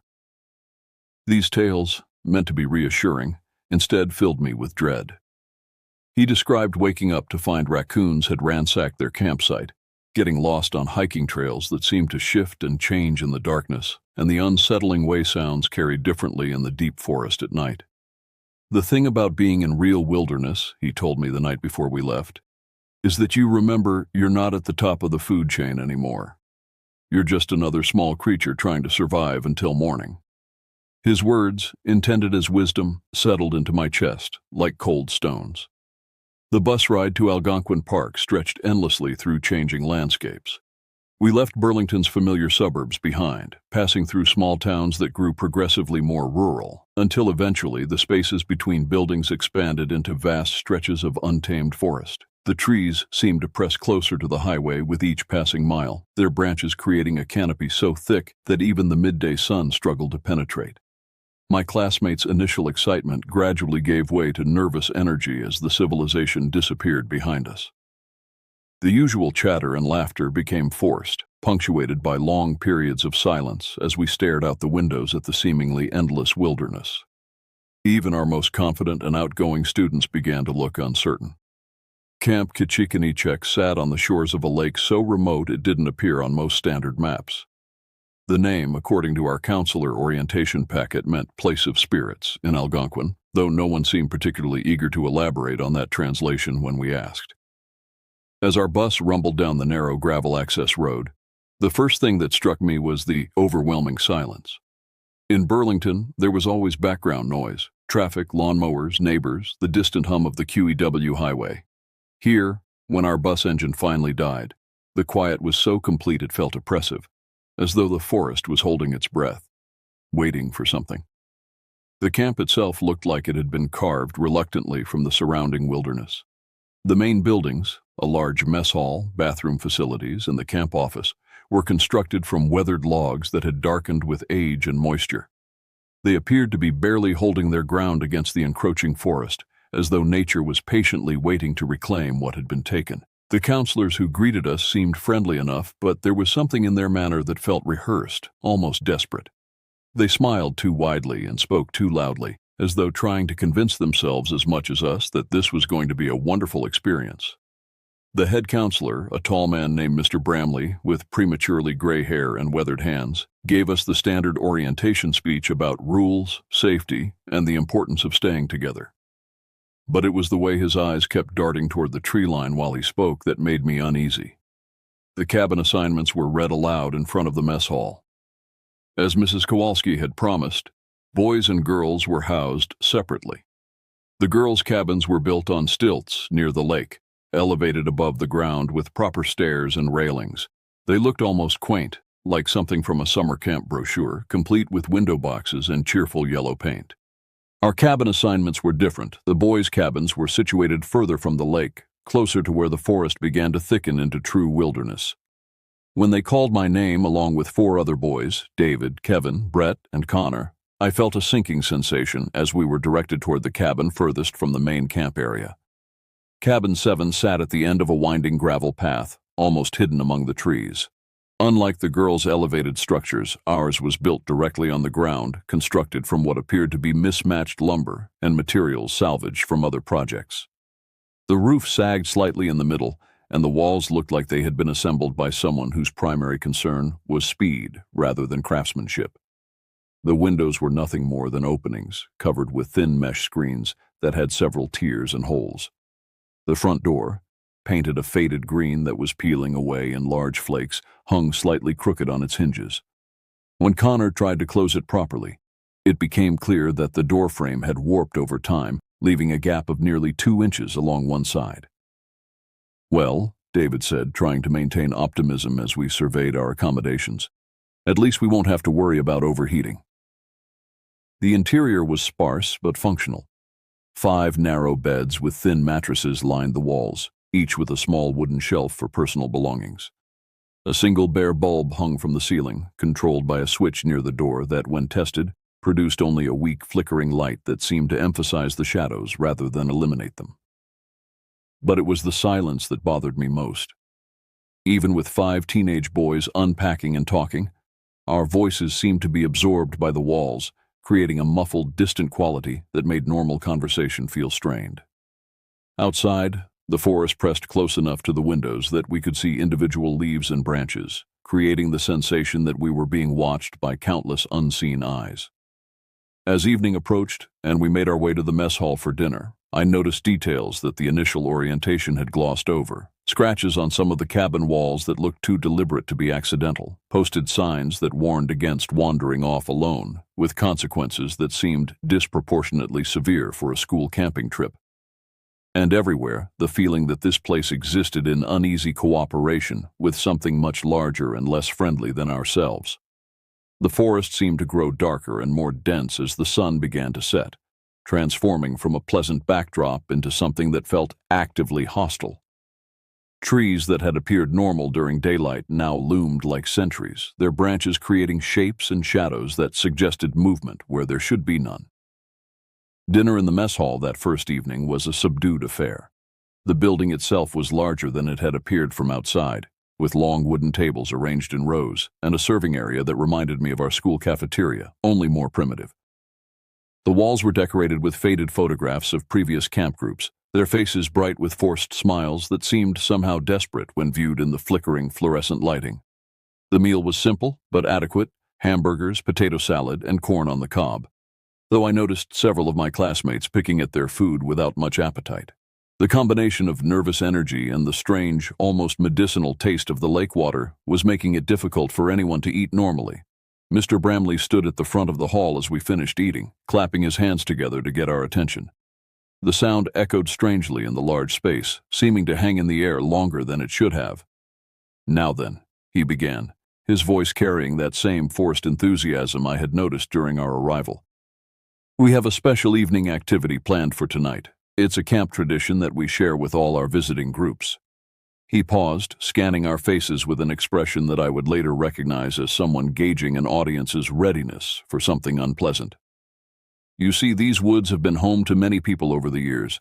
Native tribes, fur traders, loggers, and even some folks who chose to make this wilderness their permanent home. One such person still lives here, deeper in the forest than most people ever venture. Several of my classmates exchanged glances. Mrs. Kowalski, sitting at the teacher's table, looked as though this was the first she was hearing of this particular tradition. "We call him the Hermit of Algonquin," Mr. Bramley continued, his voice dropping to what he probably thought was a dramatic whisper. "He's been living out there for decades, completely self-sufficient, surviving off the land. He's harmless, of course, but he doesn't particularly enjoy company. Still, we like to take our brave campers on a little expedition to see where he's made his home." The mess hall had become completely quiet. Even the counselors seemed to be listening with unusual intensity. "Now, this isn't mandatory," Mr. Bramley added, though his tone suggested that refusing to participate would mark someone as a coward for the remainder of the trip. "But it's quite an experience. Very few people get to see how someone can truly live off the grid in wilderness like this." My stomach began to churn with a mixture of anxiety and curiosity. The rational part of my mind recognized this as probably just an elaborate camp story designed to add excitement to what was otherwise a fairly mundane outdoor education experience. But something about Mr. Bramley's delivery and the way the other counselors were watching us suggested there was more truth to this story than I wanted to believe. "We'll be leaving in about 30 minutes, he announced. "Dress warmly, bring your flashlights, and remember, we stay together as a group. No wandering off, no matter what you might see or hear." The way he emphasized those last words made the hair on the back of my neck stand up. As we returned to our cabins to prepare for the night expedition, the conversations among my classmates had taken on a different quality. The usual bravado and jokes were replaced by genuine nervousness and speculation about what we might encounter. Some students seemed excited by the prospect of adventure, while others looked like they were seriously considering claiming illness to avoid the whole experience. David, who had been appointed as our unofficial cabin leader due to his size and generally calm demeanor, tried to maintain group morale as we gathered our flashlights and extra clothing. "It's probably just some old guy who lives in a cabin," he said, though his voice lacked conviction. "They're just trying to make it sound scary to give us a good story to tell when we get home." Kevin, who had been unusually quiet since our arrival, spoke up from his bed near the window. "My cousin went to a camp in Muskoka last summer. They had a similar story about someone living in the woods. Turned out it was just one of the counselors dressed up to scare the kids." This explanation seemed reasonable and helped settle some of our nerves. As we prepared to leave the cabin, Brett tested his flashlight for the third time, while Connor double-checked that he had extra batteries in his jacket pocket. But as we opened our poorly fitting door and stepped out into the evening air, the forest around us had transformed completely. What had been merely dense and uninviting during daylight had become something altogether more menacing. The trees seemed taller and more closely packed, their branches interweaving overhead to create a canopy so thick that stars were visible only in small patches. More disturbing was the quality of the darkness itself. It wasn't simply the absence of light, but seemed to have substance and weight, pressing against us from all directions. Our flashlight beams, which had seemed adequate when tested inside the cabin, now appeared weak and ineffective, creating small pools of visibility that only emphasized how much we couldn't see. The other groups were gathering near the mess hall, their own flashlights creating a constellation of moving lights that provided some comfort. But even with 30 students and several adults, we seemed like a very small presence in a very large and indifferent wilderness. Mr. Bramley appeared carrying a larger, more powerful flashlight that cast a broader beam than our smaller lights. He had changed into darker clothing and seemed more serious than he had during his dinner presentation. "Remember," he said as we began to move toward a trail that led directly into the forest, "stay close together. These woods can be confusing at night, and it's very easy to become disoriented. We're going to follow a specific path and we'll be back at camp within an hour." As we entered the forest proper, our flashlight beams began to reveal details that made the whole expedition feel increasingly surreal. Animal tracks in the mud that looked larger than anything I could identify, scratches on tree trunks that were too high and too deep to have been made by anything I wanted to encounter. And everywhere, The sense that we were being observed by creatures that were perfectly comfortable in an environment where we were completely out of our element. The path itself was barely visible, marked more by the absence of trees than by any actual trail maintenance. We walked single file, with counselors positioned at the front, middle, and rear of our group. The only sounds were our footsteps on the forest floor and the occasional whispered conversation that was quickly hushed by the adults. After what felt like much longer than the promised short walk, Mr. Bramley raised his hand for us to stop. Ahead, barely visible in the combined glow of our flashlights, was a structure that looked like something from a survival documentary. What we found in that small clearing defied every expectation I had formed during our walk through the forest. This wasn't the rustic cabin I had imagined, nor was it the elaborate campsite that might house someone choosing to live off the grid as a lifestyle experiment. Instead, we discovered something that looked like the desperate creation of someone who had been pushed far beyond the boundaries of normal human society. The structure, if it could even be called that, appeared to be built primarily from a massive fallen tree, easily 6 feet in diameter, that had been hollowed out and modified into a crude shelter. One end had been carefully carved away to create an opening just large enough for a person to crawl through, while the other end had been sealed with what looked like a mixture of mud, leaves, and materials I couldn't identify in the flashlight beams. Smaller logs and branches had been arranged around the main trunk to create walls and partitions, forming additional spaces that extended the living area. Everything was held together with rope, wire, and what appeared to be strips of fabric or leather. The construction showed clear evidence of both ingenuity and desperation. It was the work of someone who understood how to survive in the wilderness, but had been forced to do so with whatever materials they could find or create. But it was the details surrounding the main shelter that made the whole scene truly unsettling.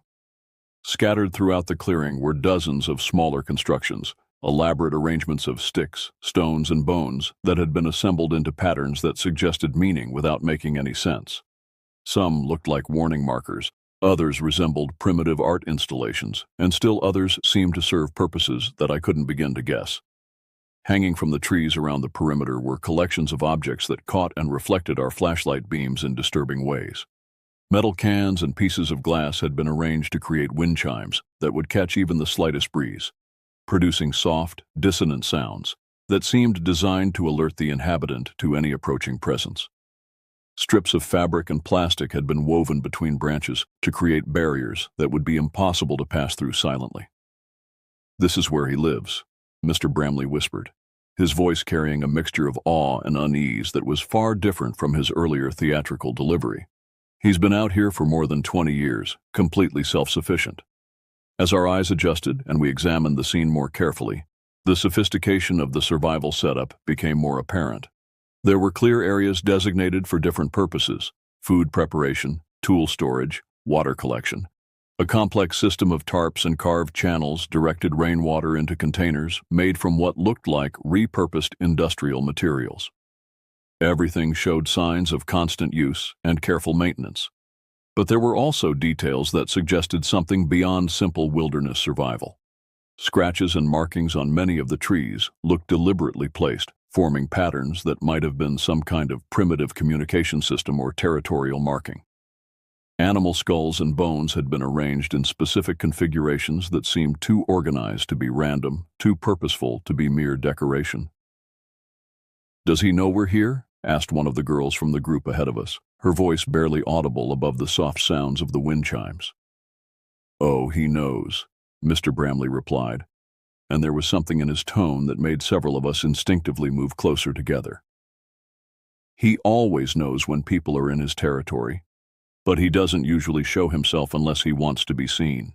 As if summoned by those words, there was a sound from somewhere in the darkness beyond our flashlight beams, a soft rustling that could have been wind moving through branches, but carried a rhythm that suggested deliberate movement. Several of us immediately swung our lights toward the sound, but the beams revealed only more trees and deeper shadows. "We should head back now," Mr. Bramley announced, his earlier enthusiasm replaced by what sounded like genuine nervousness. "We've seen what we came to see." The return journey felt completely different from our approach. Where the walk into the forest had been filled with anticipatory anxiety, the walk back was charged with the feeling that we were being followed. Every few minutes, someone would hear a sound, a branch breaking, leaves rustling, or what might have been footsteps, that would cause the entire group to pause and listen before continuing. My own senses seemed heightened to an almost painful degree. Every shadow suggested movement, every sound carried the possibility of threat. The forest, which had merely felt unfamiliar during our approach, now felt actively hostile, as though our presence had disturbed something that was better left undisturbed. David, walking beside me, was the first to voice what several of us were thinking. "Did you see anyone back there?" he whispered. I kept thinking I saw someone moving around the edges of the clearing. I had experienced the same sensation, brief glimpses of movement that disappeared the moment I tried to focus on them. It was impossible to tell whether we had actually seen anything or whether our imaginations had been influenced by the strange environment and Mr. Bramley's storytelling. "Probably just shadows," I replied, but my voice lacked conviction even to my own ears. Connor, who had been walking behind us, caught up and joined our whispered conversation. The counselors seemed nervous too. "Did you notice how quickly they wanted to leave once we got there?" It was true. The adults who had seemed confident and in control during the dinner presentation had appeared genuinely unsettled by the time we reached the hermit's dwelling. Their jokes and casual comments had stopped completely, replaced by the focused attention of people who were operating in an environment where dangers were real and immediate. As we finally emerged from the forest and could see the lights of the camp buildings ahead, there was a collective sense of relief that was impossible to hide. Students who had been trying to maintain brave facades throughout the expedition now openly expressed their eagerness to be back in civilization, such as it was. But even as we gathered in the mess hall for hot chocolate and a debriefing session, I couldn't shake the feeling that something had followed us back from the forest. Not necessarily the hermit himself, but something, a presence, an awareness, a sense of being observed that had attached itself to our group during our visit to that strange clearing. Mrs. Kowalski, who had remained notably quiet during the entire expedition, asked Mr. Bramley a question that several of us had been wondering about. "How often does this hermit actually interact with the camp? Does he ever come closer to the main facilities?" Mr. Bramley's pause before answering was just long enough to be noticeable. "Well," he said, "he keeps to himself mostly. But he does move around his territory quite a bit, especially at night. Sometimes campers hear him, or catch glimpses of him near the edges of the camp. It's nothing to worry about. He's never actually bothered anyone." The way he phrased that response, focusing on what the hermit had never done rather than what he might do, stayed with me as we made our way back to our cabins for the night. The wind picked up shortly after we returned to our cabin, creating sounds that transformed the forest from merely unsettling to actively threatening. What had seemed like ordinary forest noises during daylight now carried suggestions of movement and intent that made normal conversation impossible. Every gust of wind through the trees sounded like footsteps. Every creaking branch suggested someone or something moving just outside our field of vision. My bed, positioned directly beside the door that refused to close properly, offered a clear view of the gap where wind and whatever else might be outside could enter freely. The thin mesh covering our windows provided no sense of security, serving more as a reminder of how vulnerable we were than as any kind of barrier. David, ever practical, had suggested we try to secure the door more effectively by wedging one of the wooden chairs against it. The solution was only partially successful. While it prevented the door from swinging open completely, it still allowed the wind to rattle it constantly, creating a rhythmic banging that seemed designed to prevent anyone from falling asleep. "This is ridiculous," Brett muttered from his bed across the cabin. "How do they expect anyone to sleep with all this noise?" Kevin, who had been lying quietly on his back staring at the ceiling, sat up suddenly. "Did you guys hear that?" We all stopped talking and listened. Over the constant sound of wind and rattling door, there was something else, a rhythmic crunching that sounded like footsteps on the gravel path outside. "It's probably just one of the counselors doing a security check," Connor suggested, but his voice carried no conviction. The footsteps, if that's what they were, passed by our cabin and continued down the path toward the forest, but instead of fading into the distance, they seemed to stop somewhere just beyond the range of normal hearing. For several minutes, we lay in our beds listening intently, but heard nothing more. I must have eventually fallen asleep because I was awakened sometime later by a sound that was distinctly different from the wind and forest noises that had been our constant background. This was definitely footsteps, but they were moving much more slowly and deliberately than the ones we had heard earlier. The sound was coming from directly outside our cabin, moving around the perimeter in a pattern that suggested someone was examining our shelter with great care. The footsteps would pause for long periods, sometimes directly outside our windows, before moving to the next position. My heart was beating so hard I was certain it would be audible to whoever was outside. The gap in our door seemed enormous now, and the mesh over our windows felt as substantial as tissue paper. If someone wanted to enter our cabin, there was absolutely nothing preventing them from doing so. The footsteps stopped directly outside the door. I could hear my own breathing, amplified by fear and the strange acoustics of our thin-walled shelter. From the complete silence in the other beds, I could tell that my cabin mates were also awake and listening, though none of us dared to speak or move. Through the gap in the door, I could see a shadow that suggested someone was standing just outside, close enough that I should have been able to hear breathing or other sounds of a living person. But there was only silence, broken occasionally by the soft sounds of the wind chimes we had seen at the hermit's dwelling. The realization that those sounds were coming from directly outside our cabin, rather than from the distant forest, made my blood feel like ice water in my veins. For what felt like hours, but was probably only minutes, the presence remained outside our door. Then, gradually, the footsteps resumed, moving around to the back of our cabin before disappearing into the forest. None of us spoke for the rest of the night. When morning finally came, bringing with it the normal sounds of a camp awakening, the events of the previous night felt almost like a shared nightmare. But when we opened our door to head to breakfast, we found clear evidence that our experience had been entirely real. In the soft earth around our cabin were footprints, not the boot prints of counselors or the sneaker impressions that would have been left by students, but bare human footprints that were significantly larger than any of ours. The prints showed clear evidence of someone who had walked completely around our cabin multiple times, pausing at each window and spending considerable time directly in front of our door. But most disturbing were the small objects that had been left at various points around our cabin's perimeter. Arrangements of sticks, stones, and what looked like animal bones had been placed outside each window and beside the door. They were clearly deliberate constructions, similar to what we had seen at the hermit's dwelling, but their meaning was impossible to determine.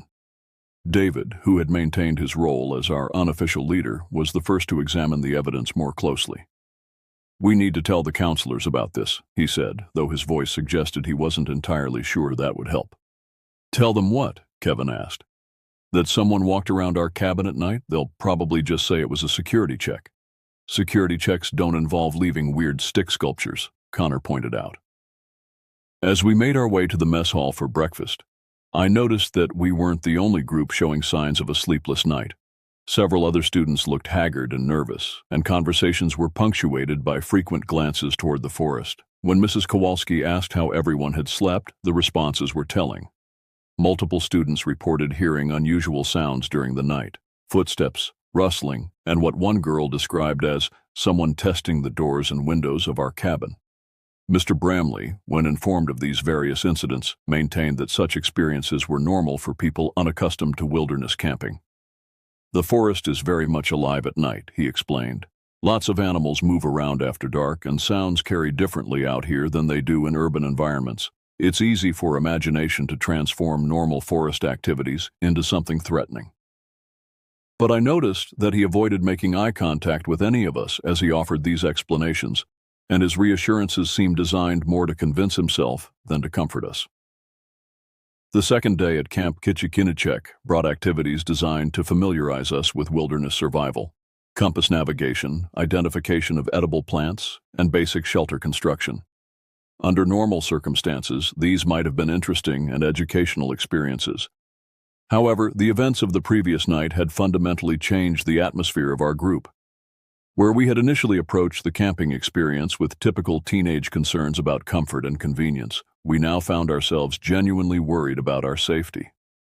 The forest, which had seemed like an inconvenient backdrop to our school trip, now felt like an active presence that was watching and evaluating us with purposes we couldn't understand.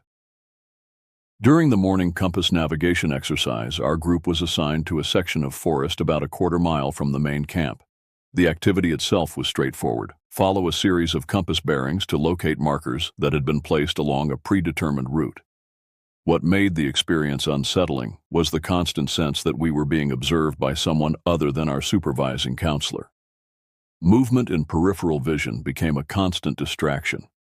Each time one of us would turn to investigate what appeared to be a figure moving through the trees, we would find only ordinary forest, trunks, branches, and shadows that could have concealed anything.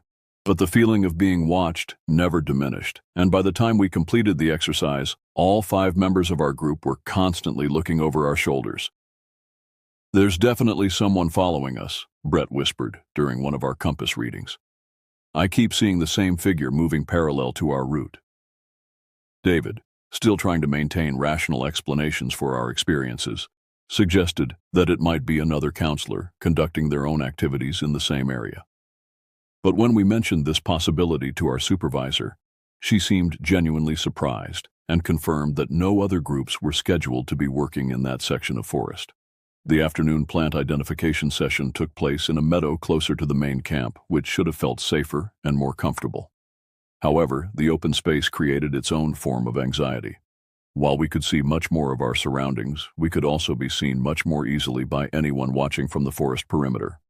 Throughout the session, as we learned to distinguish between edible and poisonous berries, several students reported seeing figures moving among the trees at the edge of the meadow.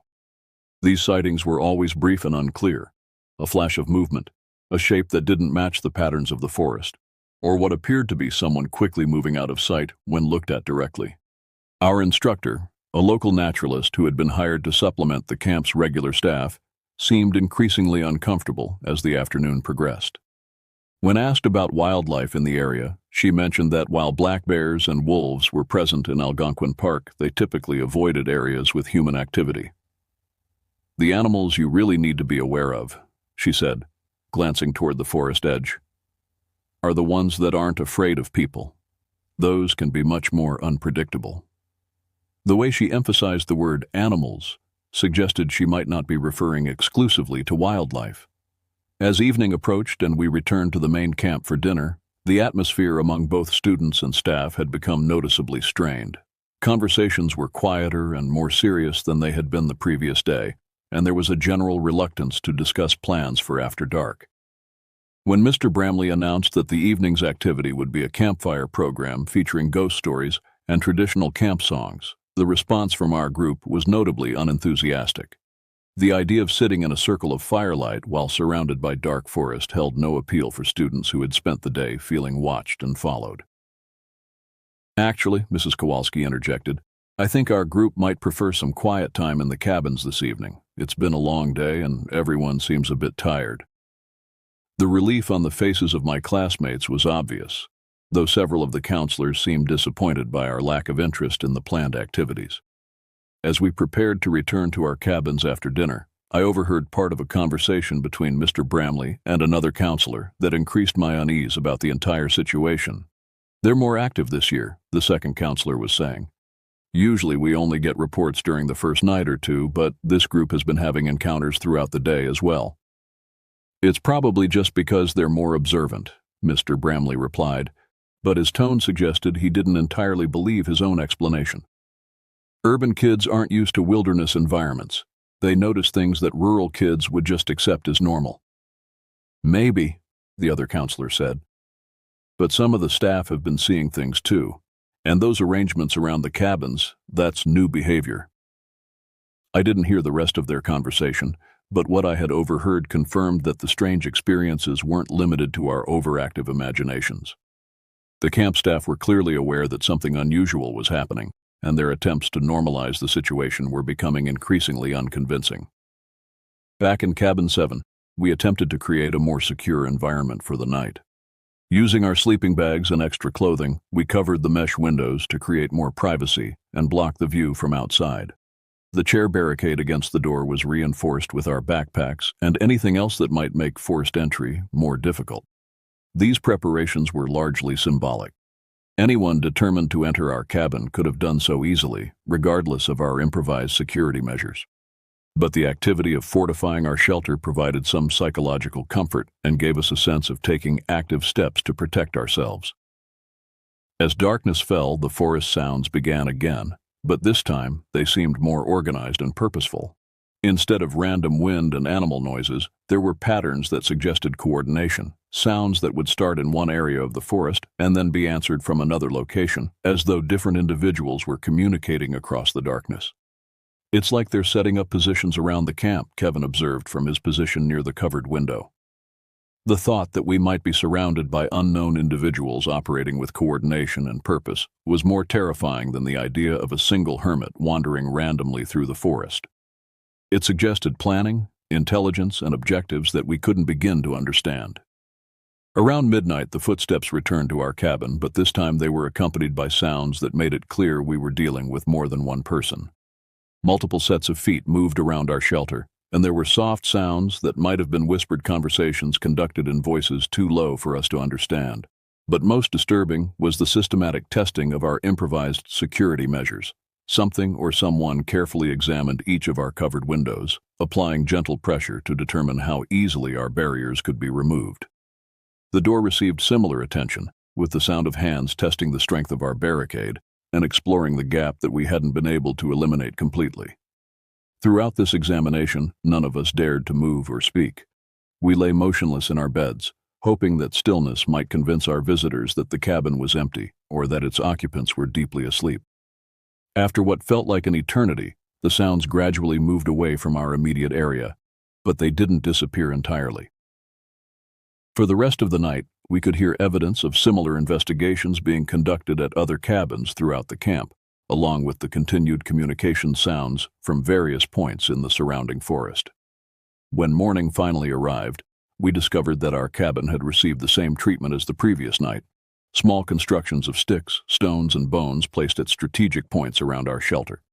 But this time, the arrangements were more elaborate and seemed to follow a more complex pattern that extended beyond our individual cabin to encompass the entire camp area. The third day of our camping trip dawned gray and misty, with a persistent drizzle that seemed to emerge directly from the forest itself rather than falling from the sky. The weather matched the mood of our group perfectly, subdued, apprehensive, and focused primarily on the prospect of returning home the following morning. Breakfast was a quiet affair, with students speaking in hushed tones and frequently glancing toward the windows of the mess hall.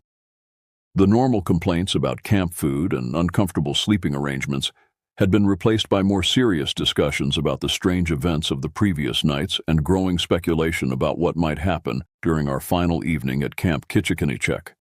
Mrs. Kowalski appeared increasingly concerned about our group's state of mind. During a brief teachers' meeting that we could observe through the mess hall windows, there was obvious disagreement between our school staff and the camp counselors about how to address the situation. Hand gestures and facial expressions suggested that Mrs. Kowalski was arguing for cutting our trip short, while Mr. Bramley seemed to be insisting that everything was normal and under control. The day's planned activities, a nature hike followed by an afternoon of canoeing on the lake, were presented as opportunities to restore our appreciation for the wilderness environment. However, the underlying purpose seemed to be keeping our group occupied and away from the camp during daylight hours, when the mysterious watchers were presumably less active. The nature hike took us along a trail that paralleled the lakeshore, keeping us in open areas where visibility was good and the forest couldn't press too close. Even so, the sense of being observed remained constant. Our guide, a different naturalist than the previous day, seemed nervous and kept the group moving at a faster pace than was typical for educational hikes. "Are there other people living in this forest besides the hermit you told us about?" one of the girls asked during a rest stop. The guide's hesitation before answering was telling. "Well, Algonquin is a large park," she said carefully. "There are various research stations, fire towers, and maintenance facilities scattered throughout the area. It's possible you might see park workers or researchers from time to time." But her explanation didn't account for the organized nature of what we had been experiencing or the deliberate arrangements being left around our cabins. Park workers conducting legitimate activities wouldn't need to operate exclusively under cover of darkness, and they certainly wouldn't be leaving cryptic messages constructed from forest debris. The afternoon canoeing session provided our first real relief from the constant tension. Out on the open water, With clear sightlines in all directions and the forest reduced to a distant perimeter, we could finally relax enough to enjoy ourselves. The physical activity and change of environment helped restore some sense of normalcy to what had become an increasingly surreal experience. But even during this respite, there were reminders that we remained under observation.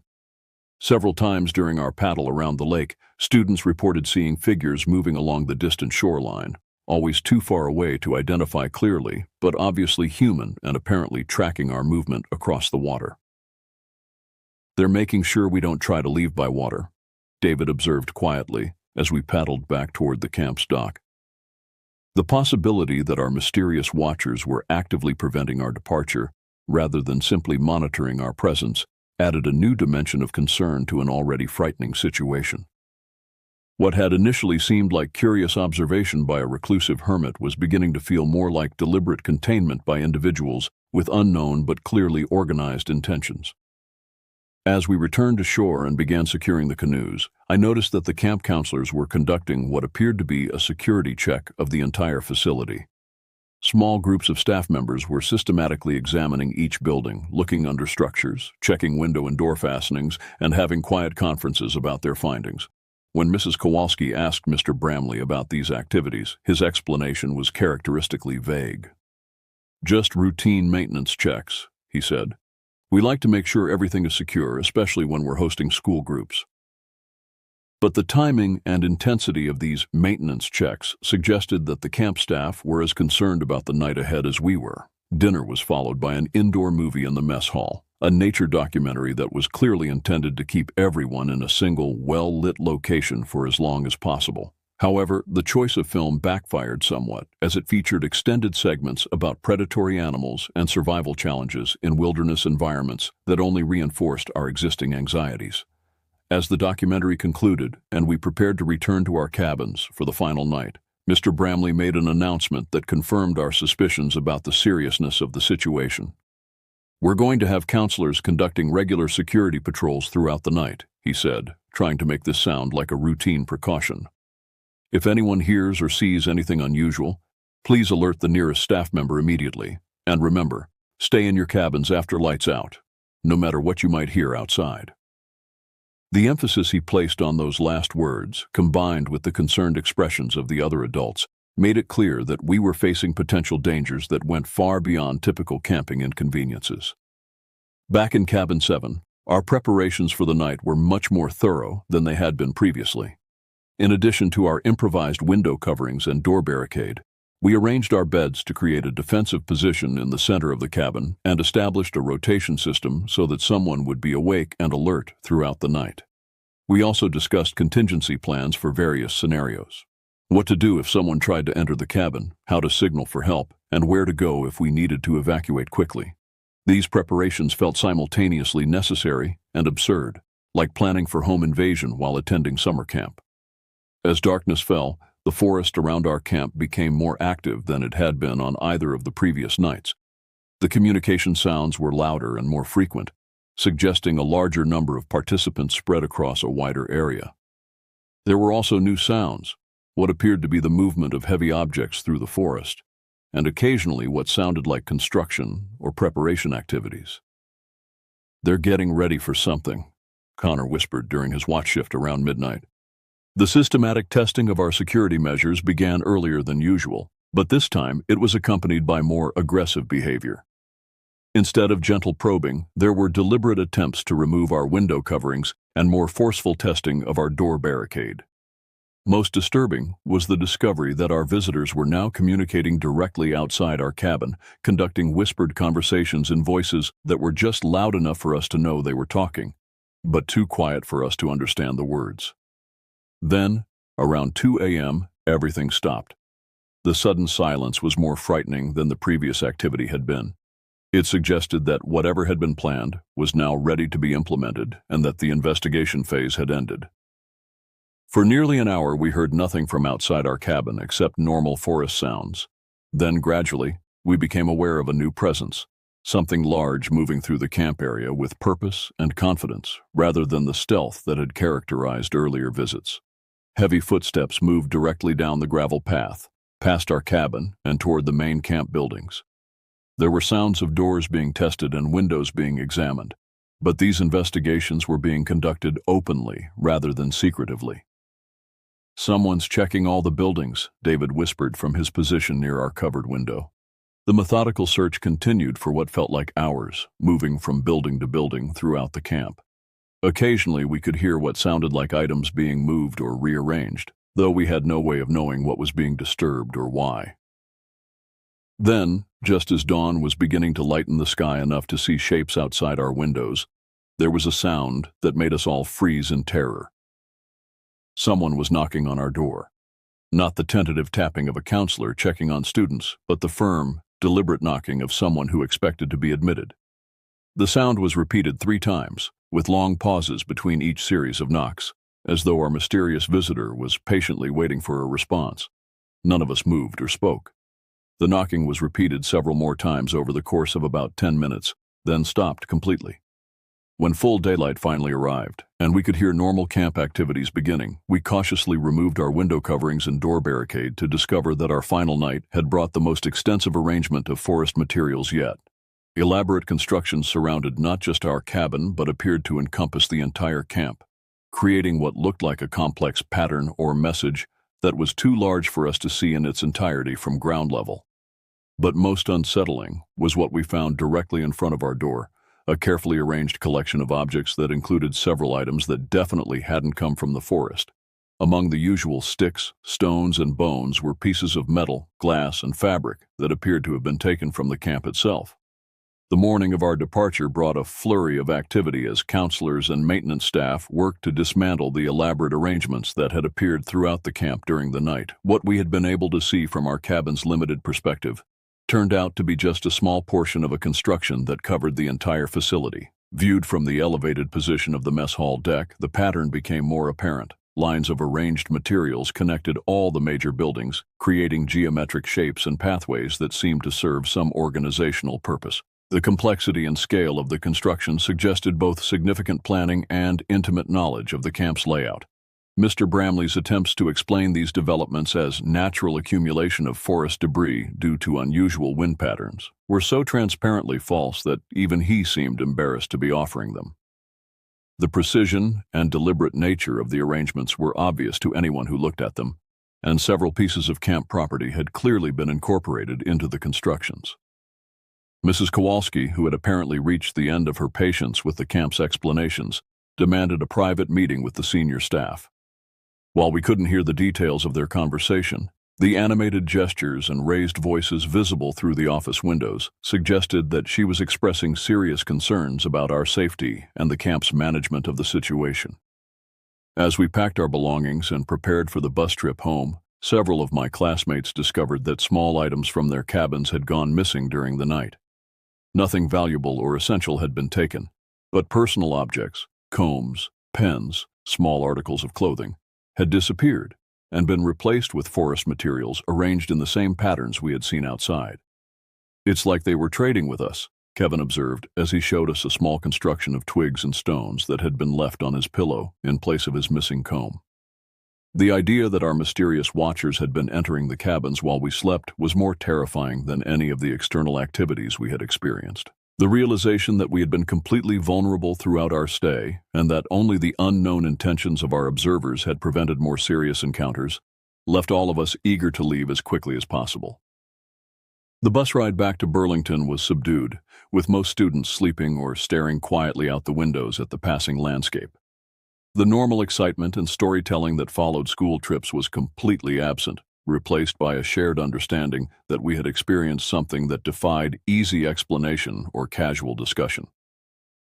Mrs. Kowalski spent most of the journey on her phone, apparently making reports to school administration and possibly other authorities about the events at Camp Kitchikinachek.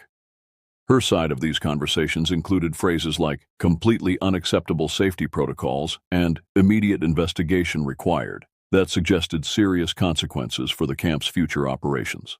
As the weeks passed after our return home, I found myself unable to discuss the camping trip in any detail with friends or family. The events we had experienced seemed too strange and unsettling to share casually, and I worried that describing them accurately would make me sound delusional or attention-seeking. But the experience had fundamentally changed my relationship with wilderness environments. Where I had previously simply felt out of place in natural settings, I now felt actively threatened by any situation where I couldn't see clearly in all directions, or where unknown individuals might be present without my knowledge. It wasn't until the following spring, when my younger sister Diana was preparing for her own 8th grade camping trip, that I learned our experiences hadn't been unique to our particular group. Diana's class was scheduled to visit the same camp, and when I warned her about potential problems, she told me that Camp Kitchikinachek had been the subject of considerable discussion among the teachers at our school. Apparently, multiple school groups had reported similar experiences over the years, and there was growing concern about the camp's suitability for educational trips. Mrs. Rodriguez said they're not sending any more classes there, Diana told me. Something about ongoing security issues and problems with the local management. Despite these concerns, Diana's trip proceeded as scheduled, though with additional adult supervision and modified activities that kept the group closer to the main facilities. Her experience turned out to be quite different from ours, less dramatic, but still unsettling enough to confirm that something unusual was happening in that particular area of Algonquin Park. We didn't see anyone directly, she reported after returning home, but there were definitely people moving around in the forest at night. And on our second day, when we were hiking near the lake, I saw someone sitting on a log watching us from across the water. Her description of the figure, small, dressed in what appeared to be assembled natural materials, and completely motionless despite being clearly visible, matched what several of her classmates had also observed. Unlike our group's brief glimpses and peripheral sightings, Diana's class had apparently been allowed more direct observation, though from a safer distance. The counselors acted like it was totally normal, Diana continued. They said it was probably just a park worker or researcher, but park workers don't usually wear animal skins and sit completely still for hours at a time. Over the following years, I occasionally researched what information was available about the area around Camp Kitchikinachek. News reports and Park Service documents mentioned ongoing issues with unauthorized camping and problems with individuals living illegally in protected wilderness areas, but provided no details about the nature or extent of these issues. What I did find were scattered references to similar situations in other remote wilderness areas, cases where legitimate outdoor education programs had been disrupted by encounters with people who appeared to be living completely outside normal society. These individuals were consistently described as reclusive, highly adapted to wilderness survival, and generally avoiding direct contact with outsiders while still monitoring their activities closely. Most disturbing were reports suggesting that these weren't isolated hermits or individual survivalists, but organized groups that had established territorial claims in remote areas and were actively working to discourage outside intrusion into their domains. The sophisticated coordination we had observed at Camp Kitchikinachek appeared to be typical of these groups rather than exceptional. Now, more than a decade later, I still occasionally have nightmares about those 3 nights in Algonquin Park. In my dreams, I'm always back in Cabin 7, lying in that narrow bed beside the door that wouldn't close properly, listening to footsteps moving around our shelter, while knowing that thin mesh windows and improvised barricades provided no real protection against whatever was examining us in the darkness. But the most unsettling aspect of those dreams isn't the fear or helplessness I felt during the actual experience. It's the growing certainty that those mysterious watchers weren't simply observing us out of curiosity or territorial concern. The systematic nature of their investigation, the careful collection of our personal items, and the elaborate messages they left behind suggested that they were gathering information about us for purposes that we couldn't understand, but that were clearly more complex than simple wilderness survival. Even now, when I see news reports about missing hikers or unexplained incidents in remote wilderness areas, I wonder how many of those cases might involve encounters with groups like the ones we encountered at Algonquin Park, and I'm grateful that our particular encounter ended with nothing more than a few sleepless nights and a lasting aversion to camping, rather than becoming one of those unexplained disappearances that occasionally make national news. The woods around Camp Kitchikinachek are still there, still hosting school groups and summer camps, though apparently with much more restrictive policies about nighttime activities and wilderness exploration. But I suspect that the real inhabitants of that forest are still there too, still watching, still collecting information about the temporary visitors who intrude briefly into their carefully maintained territory. And sometimes, when the wind is particularly strong at night and tree branches scrape against my bedroom window here in Burlington, I'm reminded that the distance between civilization and true wilderness might be much smaller than most of us prefer to believe.